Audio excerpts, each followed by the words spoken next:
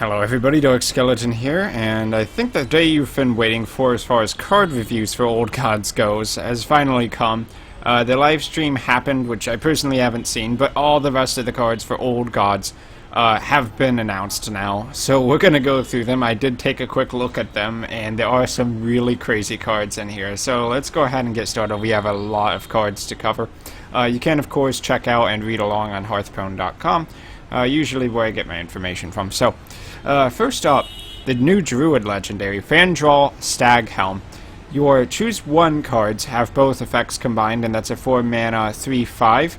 So essentially, it's Bran Bronzebeard all over again. It's Baron Revendare, but specifically for Druid, because choose one is, I believe, exclusively a Druid mechanic. So cards like your Druid of the Claw will now become a 4/6 taunt charging bear. Wow, okay, that's a thing. And the thing is, you can actually play Druid of the Claw right after Fandral Staghelm, and it's already an average body, so yeah, that's pretty good. Keeper of the Grove, you can silence a minion and deal 2 damage to it. Now, will Keeper of the Grove still be run as a 2/2? Maybe with Fandral Staghelm it would be, because that's like a Mega Earth Shock built into a 2/2 minion. It's still kind of iffy, but we'll have to see. Oh, and apparently, over here, Feral Rage, you would get both of those effects. You'd gain 4 attack and 8 armor. I didn't even realize that spells had choose one sometimes. So, yeah, if you have a choose one deck, and you have a lot of those cards, Fandral Staghelm could be pretty good. Even if you're just running standard Druid cards like Druid of the Claw, that in itself isn't bad. Give your next minion played charge to deal 4 damage to the face. That's pretty good. Okay, second card, the Forbidden Ancient. This is in line with all of those other Forbidden cards we've been seeing, like Forbidden Shaping, Forbidden Healing, blah blah blah. This is the Druid version. Spend all your mana, gain +1/+1 for each mana spent. So however many mana crystals you spend is how powerful this minion is. So if you spend 10 mana, it's a 10 mana 10/10, which is iffy. But yeah, that's what these forbidden spells are supposed to be. They're not supposed to be powerful. They're supposed to be versatile, where you can always play one to get some benefit, no matter what turn it is. I still don't know about if that would be played or not. Maybe it would.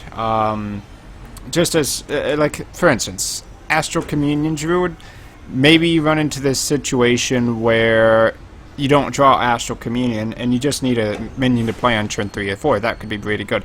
And actually, Astral Communion is the perfect deck for Forbidden Ancient, now that I think about it, because if you do play Astral Communion, and you draw Forbidden Ancient, you just drew a 10 mana 10/10, which is actually pretty good. On, like, turn 3 or 4, that is. So yeah, Forbidden Ancient. New card for Astral Communion Druids. Would other Druids play it? Maybe. It's kind of hard to know for sure. I might... It just depends on your mana curve. Is your mana curve going to be so unstable that you need a Forbidden card? I think that's the determination for whether you play these Forbidden cards. Next up, Adult Grizzly. 3 mana 2/2, after you summon a minion, give it +1/+1, and it's a beast. So basically, it's a crappy... shoot, what's the guy called? Questing Adventurer, because Questing Adventurer just gets +1/+1 whenever you play any card. So the only thing this has going for it is that it's a beast. And being a beast is not enough to cut off half of your buffs and say, oh, I don't need the +1/+1 from spells. Questing Adventurer is better than this card. The only exception I can kind of think is Mark of Yasarj. Combined with this, it is a beast. I just don't think there'll be enough beast-targeted cards to really justify playing such a mediocre minion. Okay, back to Feral Rage though. 3 mana. Gain 4 attack this turn, or gain 8 armor. This card's kind of insane in that it makes fatigue druids, or druids that want to stack up a bunch of armor and play like a warrior, a lot more of a real thing. You could play Bite before, but usually if you were playing Bite, you would use it to hit an opponent's minion and you just shred off the armor you just gained. But with this card, you can literally just spend it to gain 8 armor, and that could put you up to like 38 health, or maybe if you're taking a couple points of damage, 36 health. You can make yourself a lot more durable, almost as if you were playing a control warrior. So I think this card would be pretty good in, say, a ramp control druid, maybe Cthulhu druid, And in emergencies, you can use it as removal as well, so it does have that versatility there that kind of makes it comparable to a warrior's shield block. I like the card a lot, because it's a armor card for druids that you can play without basically needing to use it offensively as well. So for hunters, we have the Infested Wolf, a 4 mana 3/3 Death Rattle summon 2 1/1 spiders. This is obviously supposed to be the new version of Haunted Creeper. Given that it costs 2 more mana, I think Haunted Creeper was just straight up better, because it's the same Death Rattle effect but on a higher cost minion. Given Haunted Creeper was a busted card, and this still may be playable, there's definitely some Death Rattle based Hunter cards that are getting added to the set. Like the guy that gives you Death Rattle minions in your hand +1/+1, so this might be seen in a deck like that. But definitely not an auto-include in Hunter decks like Haunted Creeper was.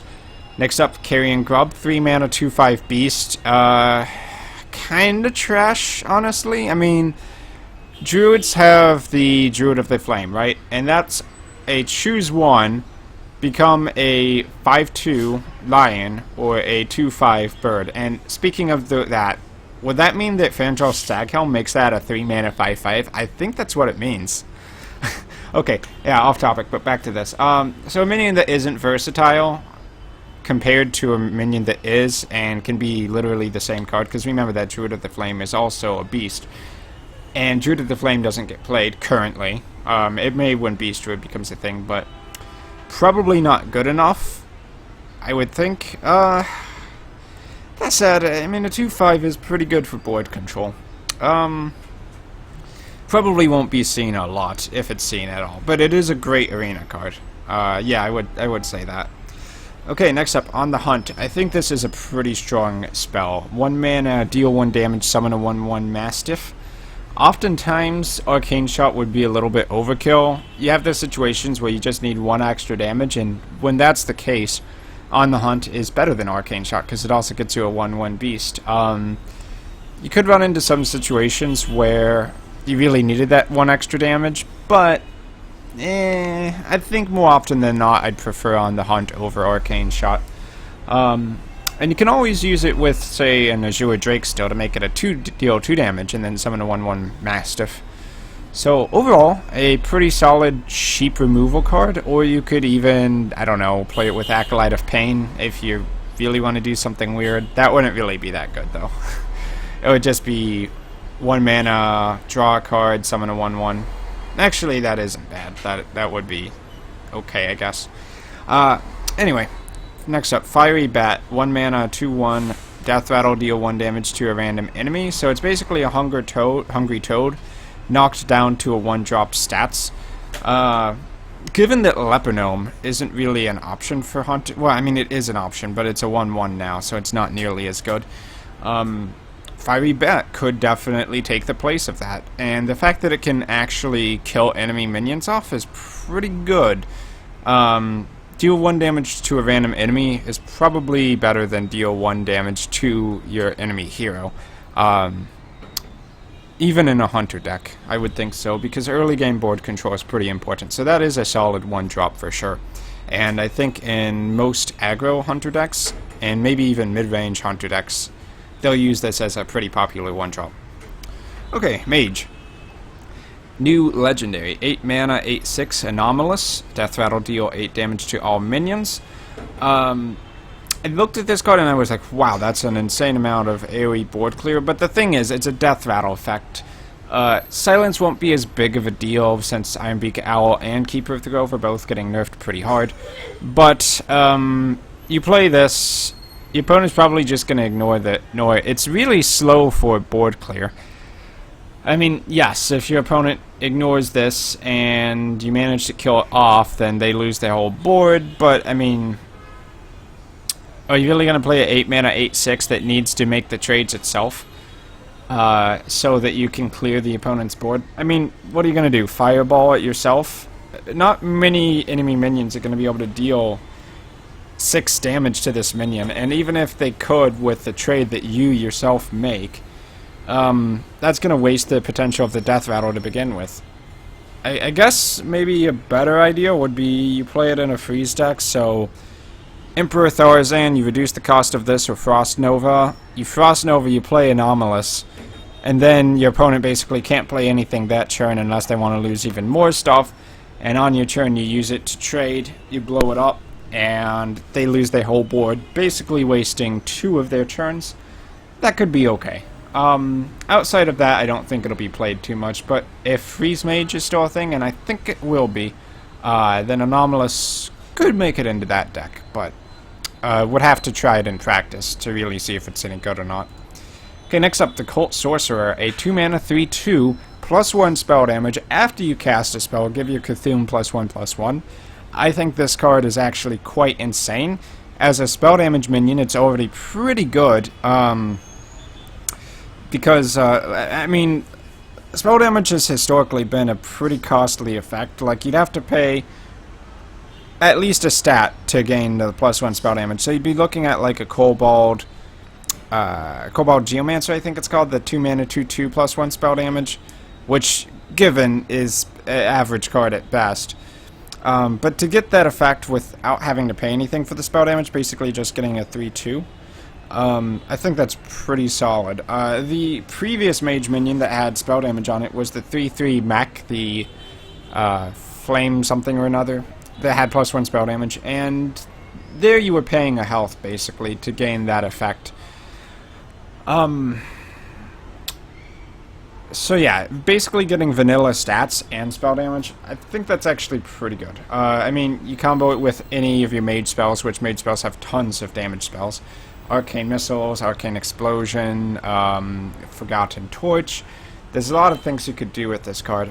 I mean, given it may not actually just be played in a vanilla Mage deck, because spell damage is kind of a okay, maybe slightly undervalued mechanic. But in the Cthulhu deck, it becomes ridiculous, of course, because after you cast a spell, Cthulhu gets +1/+1. I definitely think if you're playing Mage Cthulhu, it's going to run this, but I could actually see Cult Sorcerer being played in maybe more standard Mage decks that don't even play Cthulhu. Though, I mean, would you really take Cult Sorcerer over Blood Mage Thalnos? Probably not. Because really you're playing it for the spell damage so that you can get a cheesy removal, not so much for the stats, but it's kind of worth considering at least, and you can use Cult Sorcerer as a budget Thalnos. I don't think that would be bad. Anyway, I'm sure a lot of people think I'm overvaluing the card, but I think it's pretty cool. I kind of want to try it out. Definitely a 2-damage Arcane Explosion for 2 mana is something to think about. Okay, last Mage card for now, 2-mana Shatter. Destroy a frozen minion. I think this is an excellent card for Freeze Mage decks, obviously. You could also use it in conjunction with Water Elemental. In Wild mode, I guess you could use it with Chugga Chugga Snow Chugga to destroy it outright. But in most cases, you're going to be using something like Frost Nova. Your opponent's minions all get frozen, but there was one real big threat on that board that you had to take care of. So instead of having to necessarily use one of your big removals like a Flame Strike to wipe out everything, you can just pay 2 mana for the Shatter and blow it up outright. It's not random, and yes, it requires you to freeze them first, but if you have that condition met, Shatter does become one of the best removals in the game. That said, you know, paying 3 mana for Frost Nova just so that you can Shatter it is expensive, so that's why it would be more of a Freeze Mage deck thing. Could also be played with Blizzard and be pretty good. Okay, Paladin cards. Rallying Blade. 3 mana, 3/2. Give +1/+1 to your minions with Divine Shield. Seems to me to be more of a aggro Paladin kind of card, because slow decks wouldn't really have more than 1 Divine Shield on the board. But there are quite a few cards in Hearthstone at the moment, especially in Paladin, that you can use to basically flood the board with Divine Shields, and that's what this is trying to create. And I think it could be done quite effectively, because if we look at the next card, Selfless Hero, 1 mana 2/1, Death Rattle, give a friendly minion Divine Shield. You combine that also with the Argent Protector, and that makes 4 minions that give your other minions Divine Shield. You can play Hand of Protection for more Divine Shields, so I don't know if that would be justified. And Shield of Minibot's not there anymore. That is a pretty big blow. But if you play enough Divine Shield minions, I mean, obviously you'd play Argent Squire, or Argent Protector. Shit, what am I thinking of? Is it Argent Squire, the 1/1 that has Divine Shield on it? You could get the potential to have Rallying Blade be 3 mana, 3/2, give your minions +1/+1, and you have 2 or 3 minions on the field. That becomes quite value. Like having a built-in competitive spirit. And then, remember, +1/+1 is even better on a Divine Shield minion, because it's kind of like doubling the effect. Once for the initial Divine Shield trade, and then once more for the real minion combat. Okay, Light and the Darkness. 2 mana, discover a minion, give it +1/+1. I think this is an excellent card. Kind of comparable to Raven Idol, which is the 1 mana Druid spell. Choose one, discover a minion, or discover a spell. By the way, going back to Fangel Staghelm, you would get both a minion and a spell with Fangel Staghelm. That's crazy. Okay, enough with the off-topic about that. But discover a minion, it's fine. You pay 1 extra mana for it, and it gets +1/+1. I think paying 1 extra minion for a +1/+1 buff is probably worth it in most cases. Kind of like half of a marker nature. I think it's fair. And the possibility of getting a really good Paladin minion like Tyrion Forging is no joke. Like in the current Tavern Brawl, you get Tyrion Forging with Paladin, that's probably how you win the game, because it's just such a broken card. And yes, remember, there's like 4 times the chance of getting a Paladin minion rather than a random minion, so yeah, that's a thing. Pretty good card, especially if you have mana to fill. Okay, last Paladin card for now. 1 mana buff, Divine Strength, give a minion +1/+2. Not nearly as aggressive as Blessing of Might, kinda like half of a Velen's Chosen without the spell damage. In terms of early game board control, that is pretty solid. You could play it on an Argent Squire and make it a 2/3 Divine Shield on turn 2. Pretty much meaning it's going to trade into most of what your opponent's going to play. And given that these cards are all really low on mana cost, what I would see happening is a Divine Favor aggro Divine Shield deck. Seems pretty legit to me now. I mean, with these 3 cards alone, it really gives a lot of credibility to a playstyle like that. Oh, so since, as you're going to see going on, there are so many new Cthulhu cards, you just know that everybody's going to be playing a Cthulhu-style deck in Old Gods. So if you want to win in the early game meta, what you should be doing is making an aggro Paladin list like this, because it will crush all the Cthulhu decks that need 20 turns to ramp up. And this is looking pretty solid so far. Okay, next up, Priest. Twilight Darkmender. If your Cthulhu has 10 attack, restore 10 health to your hero, 5 mana, 6/5. That card is ridiculous. It's like a heal bot, but on crack. You're playing a Cthulhu deck, getting 10 attack is really easy, so a 5 mana, 6/5 that restores 10 health, that is just absurd. It is absurd. The warrior version of this card is a 7 mana drop that gains 10 armor as a 6/6, I believe. If you actually have taken the damage, this is probably better than that card, and that card was already insane. So, Cthulhu decks, it'll be hard to kill a Cthulhu Priest if they bring this out on the field. This would be the nightmare card for something like this aggro Divine Shield Paladin deck. Next, the Power Word Tentacles. Give a minion +2/+6 for 5 mana. Probably a little bit more relevant because silence isn't as big of a thing. If this got silenced, you'd be really sad. I guess it's good for controlling the board, but you still have to be aware that cards like Hex or Polymorph do exist in the game. So if you buff one minion to, like, let's say a 5/10 or something like that, and you expect it to last a long time, you could be really sad, because they might just polymorph it, and then you lose both cards. That's always been the issue with buff cards, and this is maybe one of the most expensive buffs in the game, or at least on the second half of them, so it's really kind of sketchy whether this would be good or not. It's good if they don't have an answer. But the thing is, most constructed decks do have answers for things like this. But if it was up against an aggro deck, they might not be playing Iron Beak Owl anymore, so maybe you could get away with playing this. But would this be better against aggro than just playing another 5-drop minion? Probably not. I think having 2 minions on the board would just be straight up better. Like, for instance, would you rather play the +2/+6 buff, or would you rather play Darkshire Alchemist, a 5-mana 4/5, and then restore 5 health? I think I'd rather play the Darkshire Alchemist. Power Word Tentacles is only for making that initial trade. And yeah, it is really good at making the initial trade, and then that minion is a pain, but just not feeling it. It's a decent pickup in Arena, though. Okay, so back to Darkshire Alchemist. Restore 5 health, 5 mana 4/5. I think it's reasonable, especially if you're playing like a... let's say like a heal-based deck, one that may be playing Holy Champion, or if you just need a lot of HP to save your butt. Or you could actually use this as a battle cry, deal 5 damage if you get a, what's it called? Arcanine Soul Priest. Yeah, Arcanine Soul Priest plus Darkshire Alchemist isn't bad, but the downside is if you play those 2 cards at the same time, then you can't also use your hero power. It's okay. I don't know if it'll actually make it into Constructed. Hooded Acolyte. Whenever a character is healed, give your Cthulhu +1/+1, wherever it is. It's a 4 mana 3/6. The effect itself isn't that strong, but it's a 3/6 for 4 mana that doesn't have any requirements like Dragon. In Cthulhu decks, you would run this, I believe. Those are solid stats for 4-drop for sure.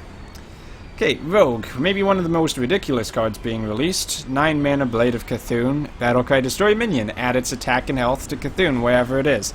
So, if you manage to nail somebody's Deathwing or Ragnaros or something really big with this, which is obviously the intent of this card, then you just gave Cthulhu like a +8, +10 buff, which is pretty good, I think. And then after that, it's a 4/4, which is pretty bad stats for 9 mana. So you're kind of paying like 5/5 stats to remove a opponent's minion and then buff up your Cthulhu.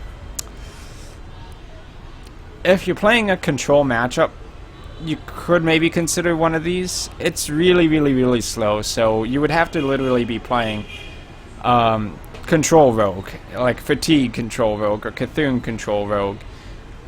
And in that circumstance, you might be able to get away with playing Blade of Cthulhu, because if you already killed the opponent's huge minion, you might not need to play more cards for tempo, so the fact it's 9 mana is okay.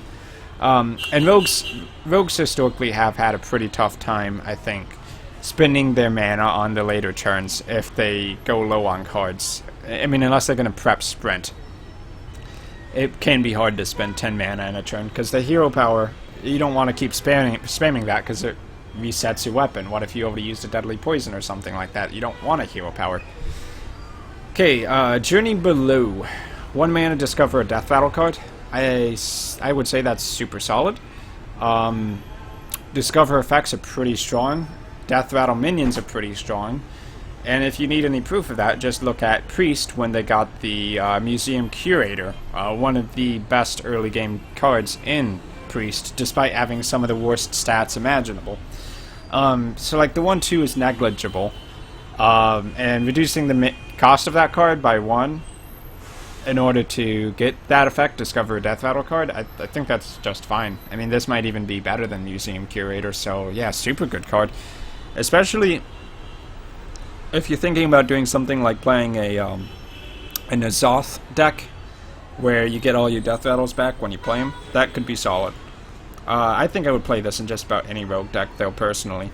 Rogues don't really have a lot of super important turn 1 plays, so turn 1, discover a minion for later on, pretty solid. Now, it says a death battle card. Does that also include death rattle spells? If there was a such thing, or like death rattle weapons? I guess it could be. So if they add like a death rattle weapon later on, you could discover it with this. That's interesting. The fact that it says card, not minion. Okay, South Sea Squidface. 4 mana, 4/4. Death rattle, give you weapon +2 attack. It's a pirate. Overall, I think this card is pretty weak. Getting death rattle effects to trigger like that is kind of tricky. In a pirate deck, you probably would run it, but is this good enough to make pirate runnable? Kinda sketchy. I mean, Deadly Poison as a death rattle effect. If you have an Assassin's Blade equipped, like you turn 4, played this, you trade it in, and then you get a 5/4 Assassin's Blade, that could be pretty good. But you do have to set it up, and the thing is, Pirate is an aggro deck, so it can be pretty difficult to pull something like that off reliably. And otherwise, it's just kind of a crappy 4-drop. Yeah, I don't really like it. Okay, next up, 3 mana Shadow Strike, deal 5 damage to an undamaged character. So it's basically a 5 damage Shadow Bolt that can also hit the opponent's face, that's true. Given it has to be an undamaged character, but I think that's perfectly fine. This is a pretty good spell, I think. 3 mana for 5 damage is good for board control. Shadow Bolt is almost good, so I think bumping the damage up by 1 does make it pretty good. It's like a mega backstab. Really good at killing Emperor Thaurissan, that's true. And probably a much better removal card than something like Assassinate is. So yeah, solid. Next up, Bladed Cultist. 1 mana, 1/1, combo, gain +1/+1. If you're playing an aggro rogue deck, or you just have a lot of backstabs or cards like that in the deck, getting a 2/3 for 1 mana is pretty good. So, in rogue, I could see this being quite playable, given that this would be the combo card and it only costs 1 extra mana. So in many cases, you could pull this off, and that would be good. I kind of feel like you would maybe value it a lot more in aggressive or mid-range at best rogue decks, because the higher your mana curve does get, the trickier it is to actually make this played. Because sometimes you just, like, you on turn 6, you need to play Emperor Thaurissan for 6 mana or something like that. But, yeah, effectively a 1 mana 2/3. A Zombie Chow proved that's really good. Okay, Shaman. Eternal Sentinel. 2 mana, 3/2, Battlecry, unlock your overloaded mana crystals. This is the unlock your overloaded mana crystals that Shaman needed, not Lava Shock, because the thing is, Elemental Destruction is probably the card you want to unlock the mana crystals on, and after blowing up the board for 4 to 5 damage, very rarely are you actually going to need to play Lava Shock in order to finish off the last minions. So playing Lava Shock just kind of becomes like a 0 mana deal 2 damage pointlessly kind of card, or in the worst case is 2 mana deal 2 damage. And this in the worst case is a 2 mana just 3/2. If you play it right after a Elemental Destruction, like let's say turn 5, it becomes a -3 mana 3/2, which is really good. I think this card is way better than Lava Shock because you can always play it. It's not situational. And it definitely encourages you to play a lot more cards like Feral Spirits, I think. Definitely a great card in Overload decks. I don't think there's any question about that. Okay, Evolve. 1 mana, transform your minions into random minions that cost 1 more. Given that Shaman often plays a lot of Battlecry minions, which have strong effects, but actually have weak stats, like, for instance, Fire Elemental kind of. 6/5 for 6 mana is not the best stat line. You would kind of expect 6/7 in Boulder Fist Ogre, really. Or, for instance, Mana Tide Totem. It's a 3 mana 0/3. Yes, it gets you a lot of card draw, but the stats suck. I mean, in order to balance the card, obviously. So you get minions like that on the field, or just totems, and those really don't do much on their own.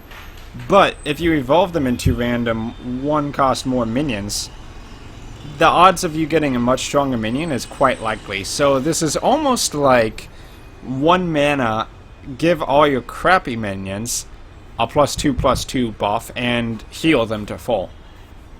And if you think about it like that, Evolve is crazy. Especially if you're playing like a Bloodlust Shaman, or you just have a lot of those weak totem-based cards. Like Vitality Totem. I've been experimenting a little bit with that, actually. Or Mana Tide Totem. Or Fire Elemental. Buff those up 1 mana and then give them real stats. Pretty good. I like this card a lot. I think this is super strong and will make those weak minions a lot more playable. The problem is, though, of course, you do have to have board control, but this is like a win the game kind of card for 1 mana. Okay, next up, the Flame Wreathed Faceless. 4 mana, 7/7. Ridiculous. Overload 2. So it's really like a 6 mana 7/7, which is actually pretty good by itself, because the vanilla baseline stats for a 6 mana minion that does nothing else is a 6/7. So a 7/7 for 6 mana is good, obviously. But this is an overload card, so you can play it on turn 4, offset the cost to your future turns, which makes it better than a 6 mana 7/7. It's almost like a 5 mana 7/7.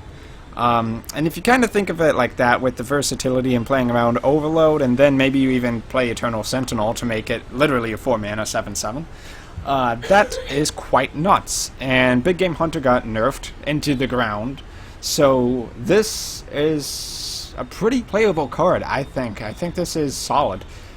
Definitely one of those mid-range Shaman minions. I mean, maybe even an aggro Shaman minion. Hell, you would play a 4 mana 7/7 on turn 4. That's like kill it or die.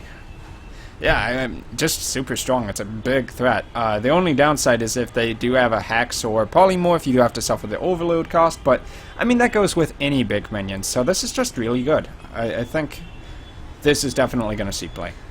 Stormcrack, 2 mana, deal 4 damage to a minion, overload 1, so it's kind of like a Shadow Bolt that you overload 1 instead of paying 3 mana for.